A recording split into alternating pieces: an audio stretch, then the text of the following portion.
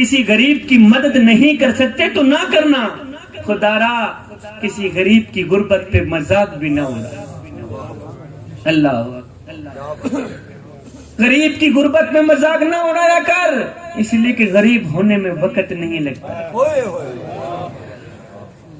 بڑے لکھے لوگوں کے سامنے بیٹھ کے میں تمہیں سونے کی تختی پہ لکھنے والا ایک جملہ دے کے جا رہا ہوں، میں کہنا یہ چاہتا ہوں صاحب، عبادت اس مقام تک نہیں پہنچاتی جہاں غریب کی خدمت پہنچاتی۔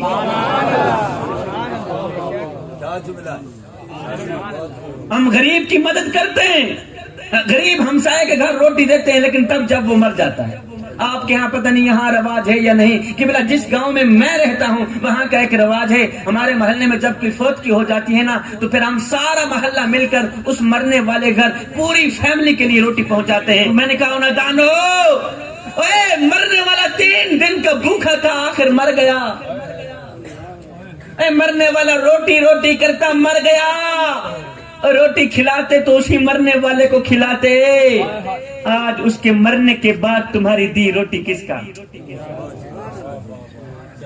مسلک حق اہل سنت والجماعت، الحمدللہ بریلوی عقیدے سے تعلق رکھنے والا میں شبیر قمر بخاری اہل سنت والجماعت کے سٹیج پہ بیٹھ کے جوانوں کو ایک اہم سبق دے کے جاؤں گا۔ جوانوں، تمہارے محلے میں اگر کوئی شیعہ رہتا ہے، تمہارے محلے میں اگر کوئی دیوبندی رہتا ہے، تمہارے محلے میں اگر کوئی وہابی رہتا ہے یا کوئی غیر مسلم رہتا ہے، اس کا حساب وہ خود دے گا۔ لیکن سنو، اگر روٹی نہ ملنے کی وجہ سے رات کو بھوکا سو گیا، اے بندے اس کا حساب تجھے دینا پڑے گا۔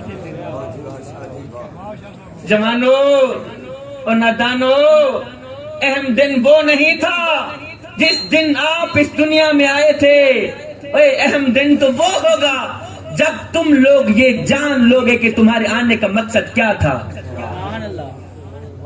درخت اپنا پھل خود نہیں کھاتے، دریا اپنا پانی خود نہیں پیتے، اس لیے کہ دوسروں کے لیے جینا ہی اصلی زندگی ہے۔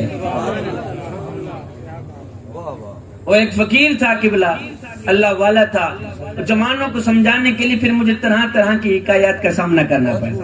وہ ایک فقیر تھا، درویش تھا، غریب فقیر تھا، اس کا ایک ہی لباس تھا، وہ بھی پھٹ گیا۔ آپ میرے خیال میں تھک گئے ہیں، ایسے نا؟ وہ ایک فقیر تھا، اللہ والا تھا، درویش تھا، غریب فقیر تھا۔ میں تمہیں امانت دے کے جا رہا ہوں، کل جا کر اپنے دوستوں کو بھی سنانا۔ سنائیں گے نا؟ سنائیں گے نا؟ اگلے سال جب میں آ کے پوچھوں گا قبلہ انشاءاللہ کا مطلب کیا ہے، اللہ نے چاہا تو، اگلے سال آپ کہیں گے اللہ نے چاہا بھی نہیں تھا۔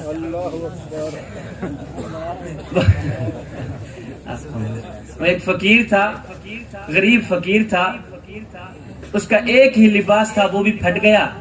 اب جگہ جگہ سے جسم چھلک رہا تھا، ننگا جسم لے کر یہ غریب فقیر بادشاہ کی چوکھٹ پہ گیا، جہاں بادشاہ کے کتے بندھے ہوئے تھے، کتوں کے ساتھ جا کے بیٹھ گیا۔ بادشاہ کی طرف دیکھا، کہنے لگا بادشاہ ایک بات تو بتا۔ کہا جی کون سی بات ہے؟ کہا بادشاہ اگر میں تیرے دروازے پر ابھی ابھی مر جاؤں، بتا تو صحیح تو میرے ساتھ کیا سلوک کرے گا؟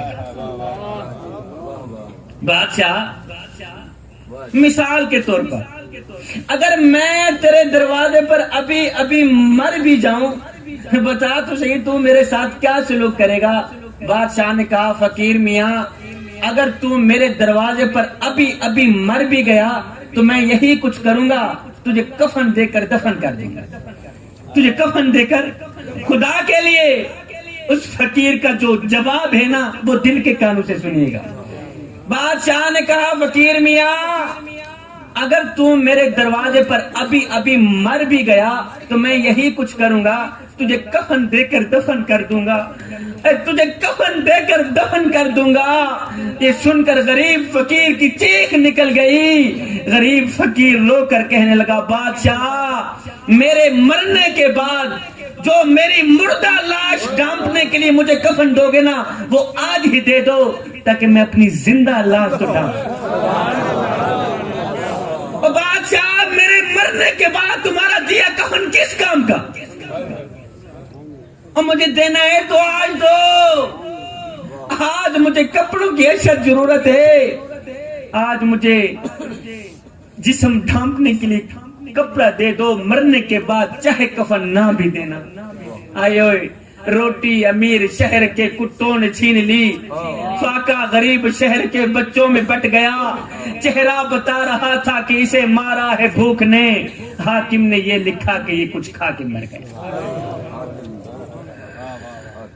جوانوں، یہ زندگی کے لمحے میرے اور آپ کے لیے غنیمت ہیں، انہی لمحوں میں ہم کچھ کر لیں، انہی لمحوں میں کچھ اکٹھا کر لیں، انہی لمحوں میں خدا کی یاد اور محبت کے دیے اپنے دل میں جلا لیں۔ آخری نصیحت، آخری سبق ایک رہ گیا ہے، وہ دے کے میں اجازت چاہوں گا۔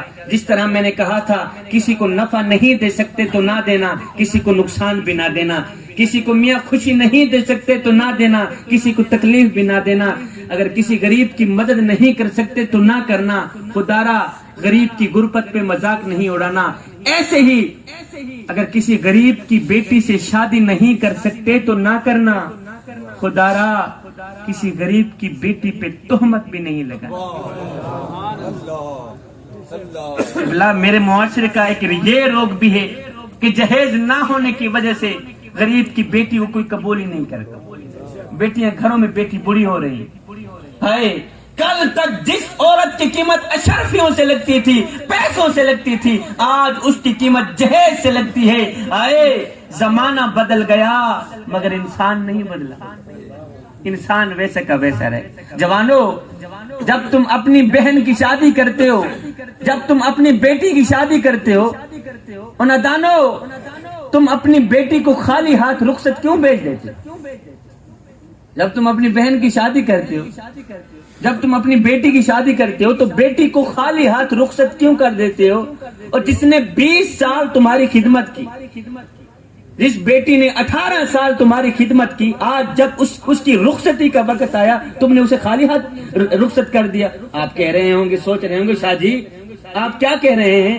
الحمدللہ ہم نے تو اپنی بیٹی کو سب کچھ دیا ہے، ہم نے اپنی بیٹی کو زمین کا حصہ بھی دیا ہے، ہم نے اپنی بیٹی کو 4 ٹرک جہیز کے بھی دیے ہیں، سامان کے بھی دیے ہیں، ہم نے اپنی بیٹی کو سونا بھی دیا ہے، زیور بھی دیا ہے۔ میں نے کہا میاں تو نے اپنی بیٹی کو سب کچھ دیا، تو نے اپنی بیٹی کو زمین کا ٹکڑا بھی دے دیا، تو نے اپنی بیٹی کو 4 ٹرک جہیز کے بھی دے دیے، اور تو نے اپنی بیٹی کو سونا بھی دے دیا، زیور بھی دے دیا، سب کچھ دیا۔ یہ بتا کہ تو نے اپنی بیٹی کو اللہ کا پیار بھی دیا ہے یا نہیں دیا؟ بیٹیوں والے باپ میرے سامنے بیٹھے ہیں ماشاءاللہ، بہنوں والے بھائی میرے سامنے بیٹھے ہیں، کوئی ایک بندہ تو انگل کھڑی کر دے، شاہ جی الحمدللہ میں نے اپنی بیٹی کو اللہ کا پیار دیا۔ مسلمان نہیں بیٹھے میرے سامنے ماشاءاللہ، ایک بندہ تو انگل کھڑی کر دے، تم نے 4 ٹرک جہیز کے تو دیے۔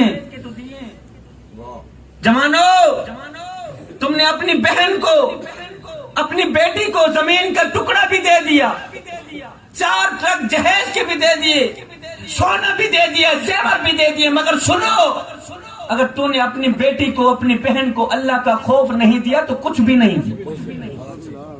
اگر تم نے اپنی بیٹی کو اللہ کا پیار نہیں دیا تو کچھ بھی نہیں دیا۔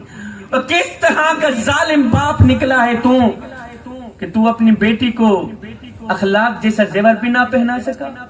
ہے کاش کہ تو اپنی بیٹی کو اللہ کا پیار دے دیتا، کاش کہ تو اپنی بیٹی کو اللہ کا خوف دے دیتا، نماز دے دیتا، قرآن دے دیتا، تو جب تیری بیٹی پہ کوئی برا وقت آتا تو تیری بیٹی تیرا سر کھانے تیرے پاس نہ آتی، بلکہ اپنے گھر میں مصلی بچھاتی، اپنے درد مالک کو سناتی، دکھڑے مدینے کے تاجدار کو۔